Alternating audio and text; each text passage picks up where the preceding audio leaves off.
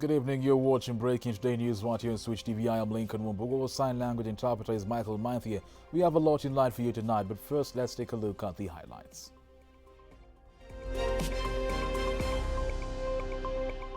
Interior CS Dr. Fred Matiang'i creates a new sub-county in tribal Laikipia, announcing an operation like no other as violence and tension escalate.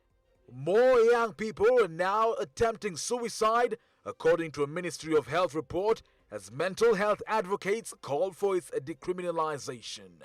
Worsening drought risk impacts 2 million Kenyans from arid and semi-arid land, as the Red Cross warns the situation could worsen by December. Are you watching? Send in your feedback and comments to our SMS line 11144 on Switch TV Kenya and at Lincoln Wumbugo on all social media handles. So 30 minutes of the broadcast begins now. 8 more houses have been torched in Laikipia County, leaving more families displaced as the armed bandits continue to wreak havoc in the area. Interior CS Dr. Fred Matiang'i, who today joined security operations in the area, announced the creation of a new sub-county in Laikipia named Kirima as a move to help tackle insecurity in the area. Meanwhile, Tiaty Member of Parliament William Kamket has been released on a cash bill of 500,000 shillings pending his arraignment in court in connection to the skirmishes being witnessed in Laikipia County. Daniel Kariuki reports. The cry of residents of Laikipia area that has since been declared a disturbed zone by the government continues to worsen. 8 more houses were today set ablaze in Laikipia Olmoran area, adding to the list of houses torched overnight, including the 40 houses burnt 4 days ago. These houses being burnt even as police operations continued to be intensified in the area. Tension remains high in the area, even as Interior CS Fred Matiang'i today toured the area to review ongoing police operations that are meant to restore peace in the area. Kiongea saa hii, tuna timu kubwa ya polisi inakuja kutoka Nairobi na mahema na kila kitu. Tutaongeza askari hapa mara 3 ya wale wako hapa. Sasa tuanze kujipanga. Wale ambao kwa bahati mbaya walichomewa nyumba, serikali iko tayari. Leo nimeleta hata mabati. Serikali iko tayari kuwasaidia nyinyi wote kujenga upya manyumba yenu na kurudi makwenu. The government has created a new sub-county in the troubled Laikipia County, Matiang'i gazetting Kirima sub-county to be headquartered in Olmoran. Ni kuleta DC mpya ambaye atakuwa hapa Olmoran kuanzia leo. Hii ni headquarters ya sub-county ya Kirima na DC wenu ni huyu hapa Bwana Orata. Tumeleta DC, huyu DC mpya, tumemwappoint DC. Ametoka pande ile ya Rift Valley, huyu ndio DC wenu mpya, atakuwa hapa DC. Tumeamua leo mahali saa 12 na kupata unalala hapo. Hii shamba serikali ichukue hiyo shamba i-manage, ilete KWS hapo. Manake mtu binafsi hata weza, na imekuwa ndio shida yetu. Miaka nenda miaka nini rudi. As more people continue to be displaced from their homes by armed bandits doing rounds in the area, leaders continue to call the government to send the army to Laikipia area to help flush out the bandits. They need to bring in the military, quell those clashes, and kick out the bandits and look after our people. Security needs to be provided to our people. Polisi yetu askari na polisi yetu jeshi wako na equipments ya kutosha ya kuflag out na kuflash out all bandits. Kama tumeingilia Al-Shabaab huko Somalia, na wewe hapa unakuja kusema umeshindwa na bandits ati kwa sababu wako na bunduki M16. Meanwhile, Tiaty Member of Parliament William Kamket has been released on a police cash bail of 500,000 pending his arraignment in connection with the skirmishes in Laikipia County. The court further banned the legislator from making public comments or utterances regarding the case. The legislator was arrested on Wednesday at his Kositei home in Baringo County, facing allegations of holding meetings believed to have been involved in the planning of the attacks in Laikipia. Daniel Kariuki for Switch TV News. Thank you, Daniel Karaoke. More young people are now attempting suicide, according to a Ministry of Health report. Every day, 4 lives are lost to suicide in the country. Mental health advocates, in conjunction with those who have attempted suicide, are calling for decriminalization of suicide, a change that will help more people contemplating suicide to reach out and receive assistance. Our reporter Harry Chime files his story. Parents never knew, the public never knew. I could be beaten, I could be taken to police, I could stay without eating, no bathing. Diagnosed with bipolar disorder 17 years now, being misunderstood for his mental health condition, Samuel Ngige knows the pain too well of attempting suicide. My parents could not understand me and they thought I'm not a person. But after staying home for a while, I got so much depressed to an extent of attempting. I had attempted 4 times to kill myself. Later on, his cry for help was noted and he found a refuge in Mathare Hospital, receiving counseling and medication. Although he says his troubles did not stop there, being arrested severally for suicide attempt, losing his wife, and so much more, today he advocates that suicide is not a criminal offense. Like police station where I used to go, I wish there was a counselor or a psychologist like you, because they could not arrest me for nothing. The best thing is to decriminalize so that they are able to come forward to seek help, so that they are able to seek counseling, so that they are able to seek medical support. The Ministry of Health is now calling for action that will reduce the number of suicides and suicide attempts. 1 in every 100 deaths the world over is due to suicide. In Kenya, 1 in every 4 deaths. Tunaendelea kuwa na mazungumzo ndio tuweze kuangalia kama hizo sheria inaweza badilishwa, kwa sababu inajulikana kwamba suicide ni ugonjwa na si criminal act. According to the 3 months data released by the Department of Operations at Directorate of Criminal Investigation for the 3 months of April to June 2021, Central Kenya leads with 181 suicide cases, with Kiambu County alone accounting for 109 of the cases. Rift Valley region comes second with 68 suicide cases, Nyanza 67 cases, Nairobi 63 cases, Eastern region 57 cases, Western region 29 cases, Coast 14 cases, and Northeastern 3 cases. Mary Mwangi, a counselor and psychologist, also says the triggers that cause one to contemplate suicide vary from feelings of hopelessness and worthlessness, depression, substance abuse, among others. It will take more than a call, because a depressed person, when you call them, they won't answer, they won't pick the call. So if it's someone you know, if it's a relative, if it's a friend, instead of calling, just go there. As the world commemorates Suicide Prevention Day, it is important for all to create hope through action. Reporting for Switch TV, my name is Harriet Chimea. Thank you, Harry Chimea. Independent Electoral and Boundaries Commission IEBC, led by the chairman of Fuller Chebukati, are now demanding for the remaining balance of 14 billion shillings to the National Treasury to cater for planning and preparation of next year's general elections. Meanwhile, political players have been urged by the IEBC to cease campaigns as it's against the law. Mariam Jahid reports. In an event that saw 4 new IEBC commissioners conducted to join their counterparts in the commission following a rigorous recruitment process, the commission have moved to allay fears, assuring Kenyans that the much-anticipated election will be free and fair. The team, led by their chairman Wafula Chebukati, has insisted that the commission needs to start preparations and thus the remainder of what was allocated to the commission should be dispersed immediately. IEBC was allocated 26 billion shillings and the commission is demanding the remainder of 14 billion to plan the awaited 2022 general elections. We are urging National Treasury and all stakeholders involved to give us those monies, because the budget is activity-based and that is our bare minimum. That's what we need to run the 2022 general elections. IEBC Chairman Wafula Chebukati has also called out on politicians who have started early campaigns, saying the campaign season has not officially started. Chebukati saying their survey indicates Kenya are not ready for the campaigns. Official campaign period for the 2022 general election is slated for early next year.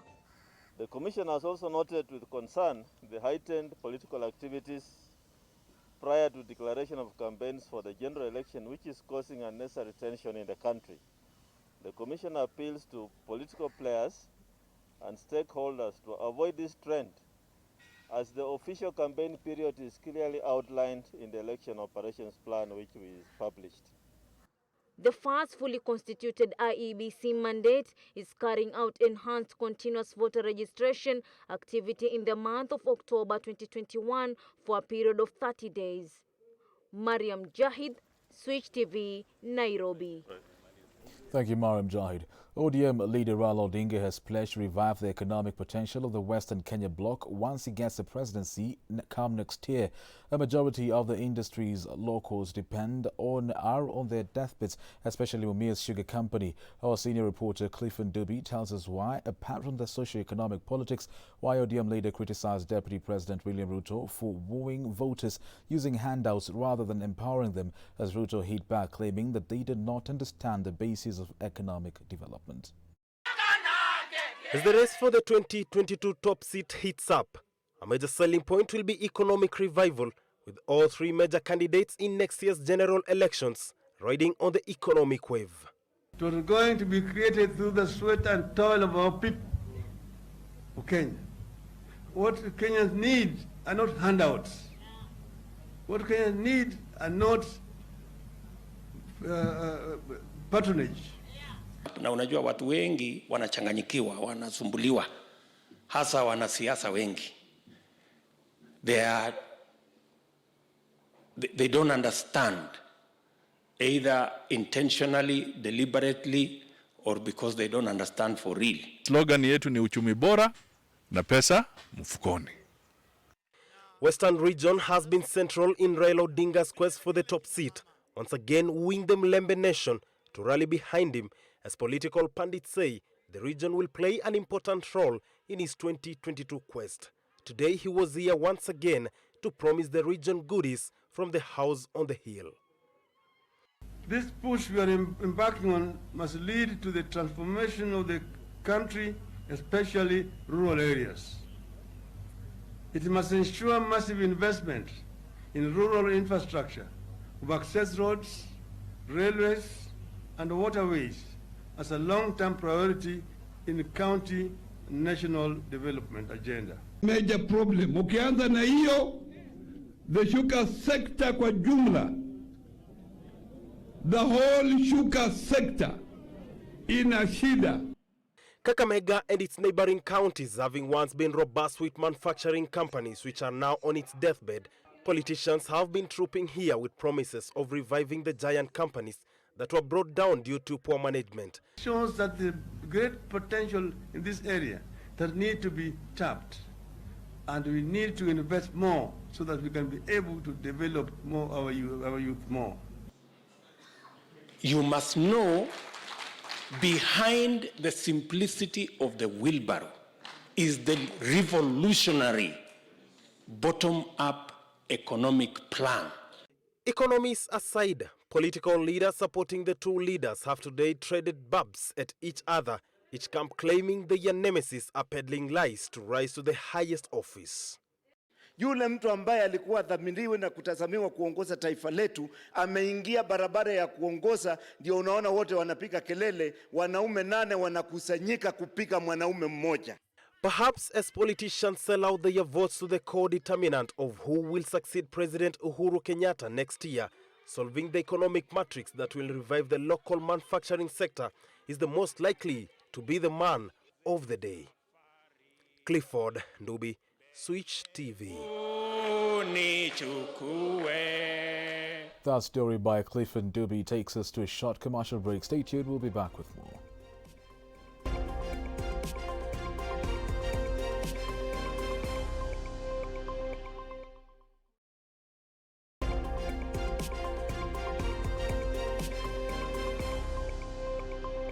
Welcome back and thank you for keeping it Switch TV.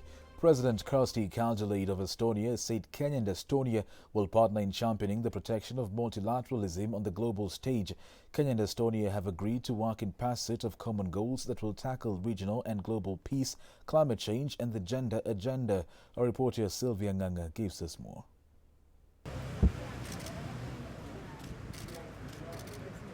In her first visit to Kenya, Estonian President Kersti Kaljulaid has expressed the strides Kenya has made in IT. They saw how life could be made easier for citizens of Kenya by building up a digital registration of your nationals, your visitors, people who stay here longer, and even refugees. They got in contact also, I understand, with UN, UNDP, and the project started. And I'm amazed to see the progress in the 3 years' time. And I'm also amazed to see the willingness of the leadership of this project and this country to now use this as a backbone to really start building services which will allow citizens an easy contact with the government. Her Excellency first met the President at State House, where they discussed bilateral economic cooperation and fight against COVID-19. We have had a very good meeting where we have taken Her Excellency through what we do and through our journey to the digitization program that begins with civil registration all the way to the project that we are all aware of called Huduma Number. We have also taken her through a guided tour on the services that we do and the improvement of the digitization program that we are doing, the servers that we are building, and all the storage that we are doing. The President of the Republic of Estonia, in her first visit to Africa, has decided to come to Kenya, where she's expected to defend the multilateralism on the global stage. Sylvia Nganga, Switch TV, Nairobi. Thank you, Sylvia Nganga. President Uhuru Kenyatta has today donated 10 buses to various secondary schools and community institutions from across the country. Among the beneficiaries are the Catholic Women Association of Maralal Diocese, the Marafiki Football Club from Nyeri County, and schools such as Tumutumu School for the Deaf in Nyeri County, Marifano High School of Tana River, and Achengo Girls School of Kisumu County, among other schools. In addition to the buses, the head of state donated 2,000 reusable face masks to each of the schools as part of the government's efforts to tackle the COVID-19 pandemic. The brief handover ceremony was attended by several political leaders, led by Senate Leader of Majority Samuel Pogisio, Samburu County Member of Parliament Mason Leshomo, and Garsen Legislator Ali Wario.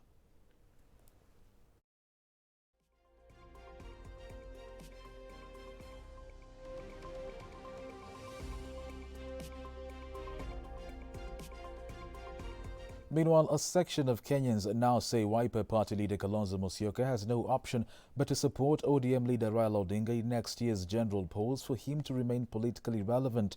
On our weekly edition of Bunge la Mwananchi with Majibu Kitsao, a section of them have also said despite ODM leader Raila Odinga's frequent tours of central Kenya, at no point will the Rocky Mountain region embrace his presidential bid. Take a look. Wakenya wengi wanasafa. Tunajua pesa ni mingi Kenya, lakini iko kwa mifuko ya wachache. Uchumi wa nchi unazorota. Nchi ni yetu sote. Welcome to Bunge la Mwananchi. I am Majibu Kitsao. NC party leader Musalia Mudavadi has continued to drum up support for his 2022 presidential bid. Wiper Party, on the other hand, has issued a warning to his party leader Kalonzo Musyoka that if he dares back Raila Odinga in the 2022 presidential elections, then he will walk the journey alone. And as Raila continues to tour Mount Kenya, will this strategy get him the mountain votes if at all he will run for presidency come next year? Well, it is a conversation we'll be having today here at the Bunge la Mwananchi. Join me. Unajua Wiper ni kama mkojo ya mtu moja. Ukikojoa kwa mlima, unatarajia hiyo mkojo wako iteremke iende mpaka kwa ocean.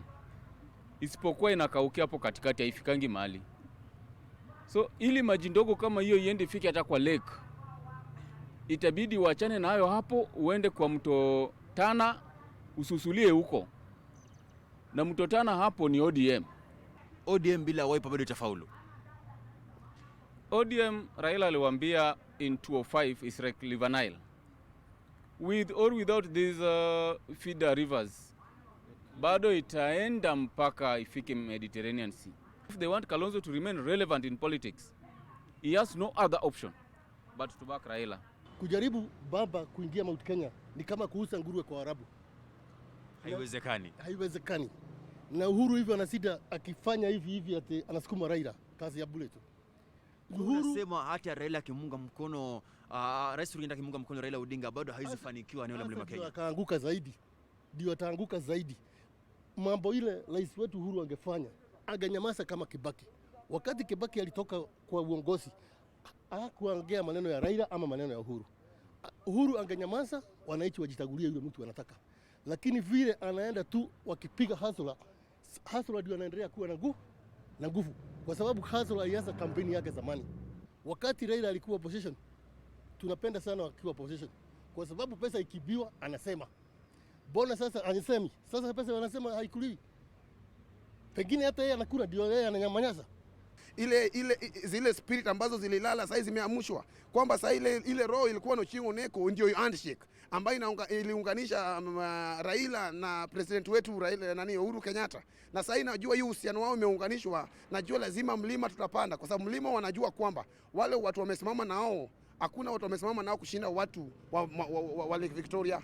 Asante, umesema mlima tutapanda kwa sasa. Yes. Nadhani kwamba kwa maana juzi maana tumeshuhudia kwamba Wiper wameweza kumuonya kinara wao ambao ni Kalonzo Musyoka kwamba endapo atamunga mkono Raila Odinga basi atatembea safari hiyo peke yake. Nadhani kwamba Kalonzo Musyoka atamunga mkono Raila Odinga raundi hii. Sisi tuko na uhakika kwamba unajua kitu kinafanyika. Mimi nafurahia sana watu wa One Kenya Alliance. Watu One Kenya Alliance, ile budget wanatupatia ndio kubwa sana. Unajua hii Kenya lazima wajue saa hii kama ni Kalonzo ukweli alikuwa naomba kuwa kwa serikali, bado tujakuwa kwa serikali. Na watu wa Eastern tujakuwa kwa serikali kwa sababu tuliahidiana tukiingia kwa serikali tutawasupport. Tukushika ile swala tulikuwa tunatafuta. Ile ng'ombe tulienda kutafuta tukupata. Lakini sasa hivi najua vile sasa tumeimulika hivi, mbona wanakimbia? Mbona wanayumba? Kama ni kweli wanataka kuwa kwa serikali, sasa wanaona mwelekeo pale serikali inaenda. Serikali inaenda kwa kinara Raila Amolo Odinga, na wasicheze chini hivi kwa sababu Kalonzo ni mtu wetu. Tunampenda sana, lakini hii mambo ya kunasema lazima hivi time round ati wasiambie Kalonzo aunge Raila. Sasa wanataka Kalonzo aunge nani? Mimi ni mwanabunge na bado ni rais wa muungano wa masafara. Inaitwa the National Movement of Safaras. Ile ya masafara ya kina Hasla yenye tunajua. Kwanza ningependa kabisa kutoa onyo kwa huyu Asla mkubwa. Aeke asilinganishe Safaras na Asla. Kidogo. Rais wa masafara anatoa onyo kwa rais wa mahasla. Natoa onyo kwa rais wa maasla. Safaras ni watu wenye wakishikwa wanakaa miezi 2, miezi 3 hata miaka 10 kwa jela. Asla ni mtu anaiba mayai leo, kesho ako jela amefungwa miaka 10. Hiyo ndio tofauti ya Safaras na Asla. Kinara wa ODM Raila Odinga amekuwa kizuru sana eneo la Mlima Kenya. Unadhani kwamba kuzuru kwake eneo la Mlima Kenya huenda kumpatia kura kutoka eneo hilo? Naona anajaribu kabisa. Hata vile alikuwa Maragwa the other day, wananchi wenyewe walifunga barabara wakademand kwamba lazima awahutubie. Kwa hivyo kila ambacho kimefanyika ni kwamba kuna viongozi huko Mlima Kenya ambao wanatangulia, wanatengeneza ground, alafu Raila anapitia. That's all we heard for you from the Bunge la Mwananchi for today. I am Majibu Kitsao. Many thanks to all those who made this conversation a success, all those who contributed. My camera person Francis Karaoke. Till next time, stay safe. Wakenya wengi wanasafa. Tunajua pesa ni mingi Kenya, lakini iko kwa mifuko ya wachache. Uchumi wa nchi unazorota. Nchi ni yetu sote.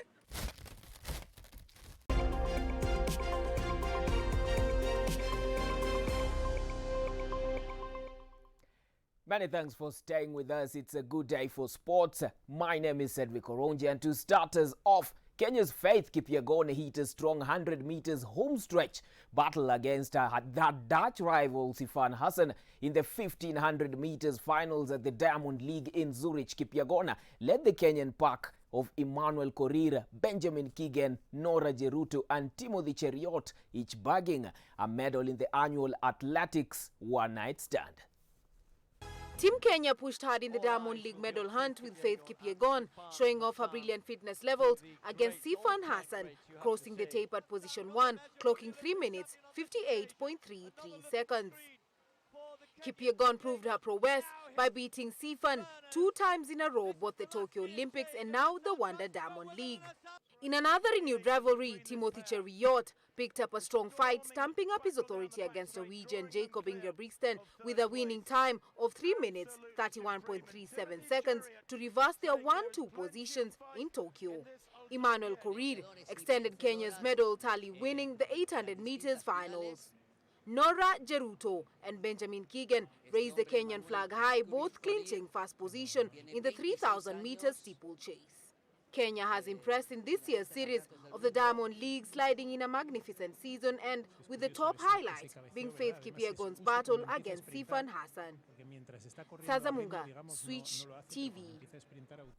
Thank you, Sazamunga, for that compilation. And still on matters, Team Kenya, the national men's volleyball team, Wafalme Strikers suffered a 3-1 set loss to Morocco during their Group D tie in the African Nations Champions in Kigali, Rwanda, Thursday night. Wafalme Strikers, Kenya, had an impressive start by beating the Pharaohs in their previous match, lost to Morocco, who are now leading in their Group D with scores of 25-19, 21-25, 17-25 and 21-25. Kenya is now expected to win its respective match against Tanzania in order to increase its chances of qualifying into the semi-finals of the competition. The result means Kenyan ties on points with Egypt in the second position as Morocco leads Group D with 6 points.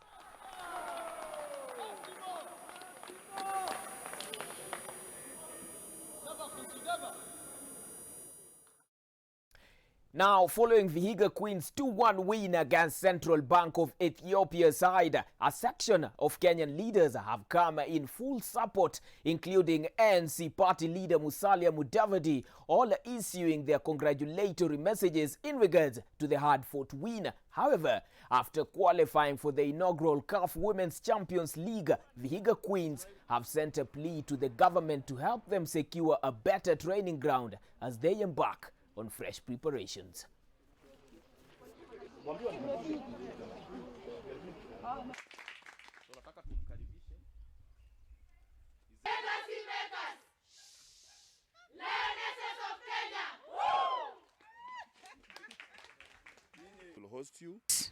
Tunaenda kucompete na tutaletea kikombe hapa.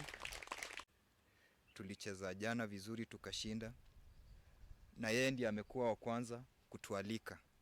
Hii ni kumaanisha kuwa ni shabiki wetu namba 1. Tunataka mkienda hata kama ni sports, hatimaye tunataka pia sports impatie pesa mfukoni,